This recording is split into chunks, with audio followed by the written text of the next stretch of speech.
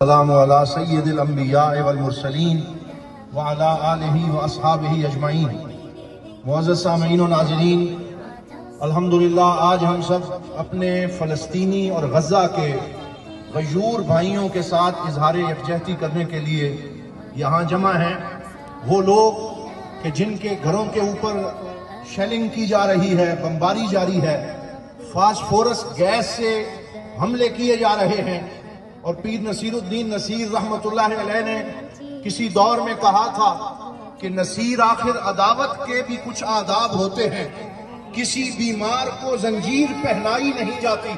اور ہمارے پاک نبی صلی اللہ علیہ وآلہ وسلم کی حدیث ہے کہ اسلام نے اپنے ماننے والوں کو جنگ کے آداب سکھائے ہیں، اور سرکار دو عالم صلی اللہ علیہ وسلم نے اعلان فرمایا کہ جب مسلمان فوجیں کسی دشمن کے خلاف نکلیں، کسی بوڑھے پہ حملہ نہ کیا جائے، کسی خاتون کے دوپٹے کو نہ کھینچا جائے، کسی بچے کو ظلم و ستم کا نشانہ نہ بنایا جائے، کسی ہاسپٹل پہ حملہ نہ کیا جائے، سفارتکاروں کو ان کے حقوق دیے جائیں، جو حقوق اسلام اور نبی اسلام صلی اللہ علیہ وسلم نے آج سے 1500 سال پہلے دیے، مسلمان آج بھی ان حقوق پہ قائم ہیں۔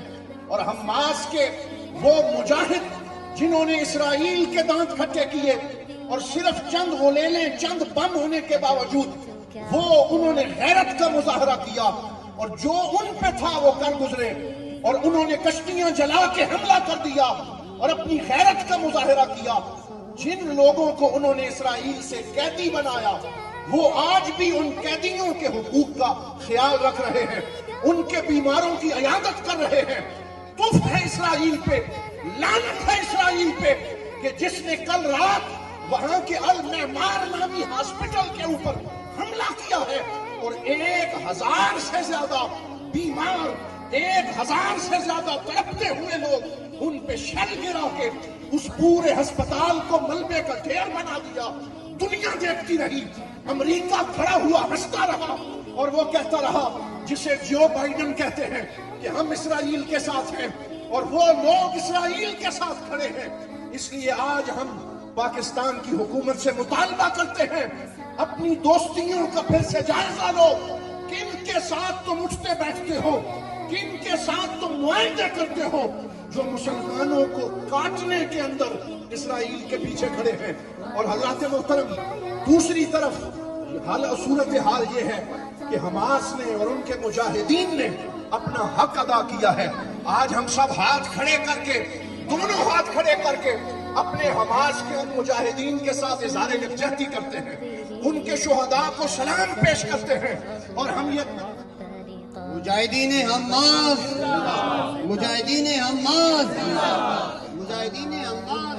حضرات محترم، ہاتھ نیچے کر لیں۔ صرف میں ایک پیغام یہ دینا چاہتا ہوں، اور وہ یہ ہے کہ صرف مذمت کر دینا کافی نہیں، صرف بیان داغ دینا کافی نہیں، بلکہ اس وقت آج بھیرا کے اسٹیج سے حضور قبلہ ڈاکٹر پیر ابو الحسن محمد شاہ الازہری زیدہ مجدہ کی صدارت میں جانشین حضور ضیاء الامت حضرت قبلہ پیر محمد امین الحسنات شاہ صاحب دامت برکاتہم القدسیہ کی سرپرستی میں بھیرا کی جملہ تنظیمات آج حکومت پاکستان سے یہ مطالبہ کرتے ہیں کہ وہ OIC جس کو تم صرف اتنا ہم نے بنا رکھا ہے کہ کسی حادثے اور سانحے کو دیکھا اور انگلش میں کہہ دیا OIC، اور اس طریقے سے آگے گزر گیا، اور اس پہ صرف اسے دیکھ کے خاموشی کر لی۔ یہ OIC ان حادثات کو دیکھ کے خاموش تماشائی رہنے کے لیے نہیں بنائی گئی تھی، بلکہ اس کا مقصد یہ تھا کہ سارے مسلمان ملک متحد ہو کے دباؤ ڈالیں، اور سارے مسلمان متحد ملک جو ہے وہ متحد ہو کے اسرائیل کے خلاف کوئی کردار ادا کریں۔ لیکن ہمارا دل خون کے آنسو روتا ہے کہ ہمارے ملک کا اس وقت جو وزیر اعظم ہے، انہوں نے کل کیا بیان دیا ایک ٹی وی کے اوپر، کہنے لگے اسرائیل کے اندر 2 نیشن ریزولوشن چل رہا ہے۔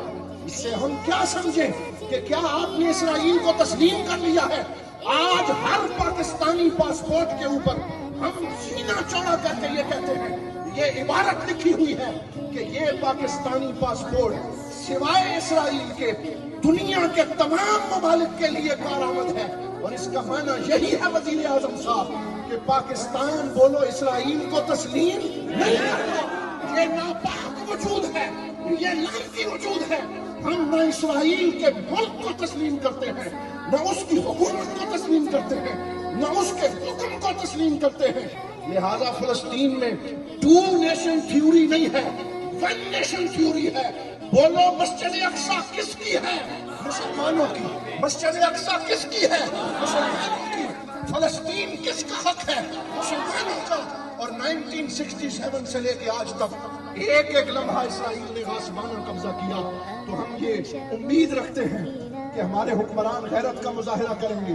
ابھی بھی وقت ہے، آگے آئیں، حکومتوں پہ دباؤ ڈالیں، OIC کو متحد کریں اور اس میں اپنا فعال کردار ادا کریں. اللہ رب العزت ہم سب کو غیرت ایمانی کا ثبوت دینے کی توفیق عطا فرمائے. والسلام علیکم.